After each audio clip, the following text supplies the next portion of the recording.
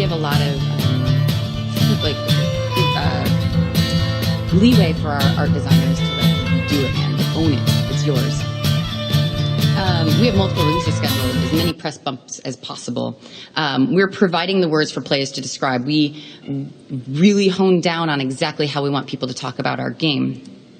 We have 100% team online presence, and we push people. Our art designer for Overland has 100,000 plus Tumblr followers, and we sometimes end up on the front page of Tumblr. And that's not because of us. It's because Heather's awesome, and we're utilizing Heather to push the game forward. We're not shy about that. We think project vulnerability is an asset. We talk about our funding problems. We talk about our crazy kids and our insane schedule and how we budget. And we're real people with real problems, and we're in this industry, so we're humans. And that's a legit thing. We want to be that. So people can talk about us in a lot of different ways. We also have cross-media appeal, and we have mailing lists. We talk to people outside of the traditional gaming press, board game press, especially for Overland, kind of a big deal. There's a lot of cross-pollination there. I can't believe I just used that word. I'm sorry.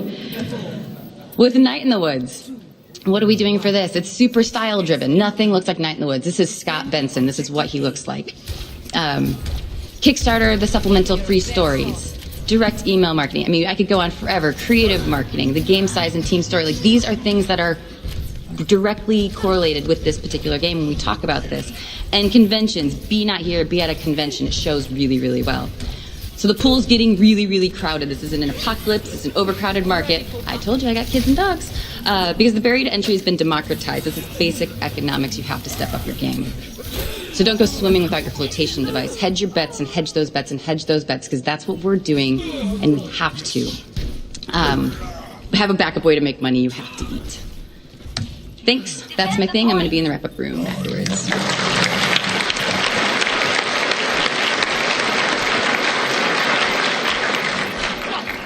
Thank you, Rebecca. Okay.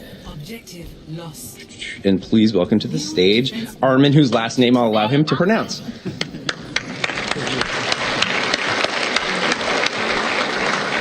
Thanks. Hi, everyone. I'm Armin Ibrisagic. I work as a game designer and PR manager at Coffee Stain Studios. And I'm going to talk a bit about our experience with the so-called Indie Apocalypse.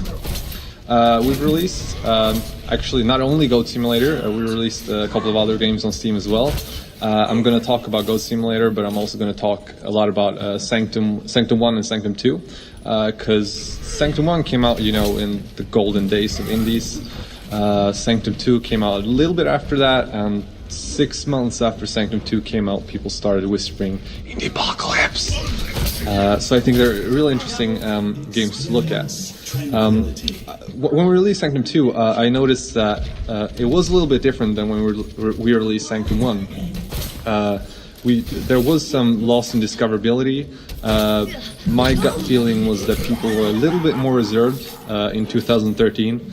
And of course, Greenlight hit Steam sometime after Sanctum 2 came out, and that was quite a big deal. We've all been to Steam Spy. We've all looked at the numbers. But what I think is really interesting is I did a quick search at the words Steam sale, Steam holiday sale. And as you can see, it's not very big in 2011. But sometime around 2012, 2013, it just goes crazy. And if you've seen that meme with Gaben with the crown and friggin' dollar signs behind him, it has a couple million views on YouTube now. That's when people started talking a lot about the Steam sales. And so when we released Sanctum 2, those early award-winning games like, Braid, Limbo, Fez, if you've seen Indie Game, the movie, all those games from that movie started going on 75% off. So what we noticed was that we're not just competing with the games that are releasing right now, we're competing with the games that had 95 in Metacritic score, and they're on 75% off. There was a quote that a player said. He was like, "Oh, I was such a huge fan of Sanctum 1. Can't wait till Sanctum 2 is on 75% off." And as a developer, you get pissed off. You're like, "What? Is there a competition that I don't know about that's all about giving as little money as possible to the developers that make games that you love. But of course, I mean, that's how consumers work. That's how I work. I'm not going to go and buy a shirt that's really expensive just because I want to give as much money as possible to the guys that made the shirt. So that's something that we need to get used to. When we made Sanctum 2, it had so much more content than Sanctum 1. Sanctum 1 released with like 3 levels. Sanctum 2 came out with like 16 levels, with so many more enemies, more weapon variation. It was just like bigger and better in every single way. But it still sold roughly as well as Sanctum 2, which kind of, it messed us up. Because you realize that, you know, just because you make twice as much content, that doesn't mean that you're going to get twice as many sales.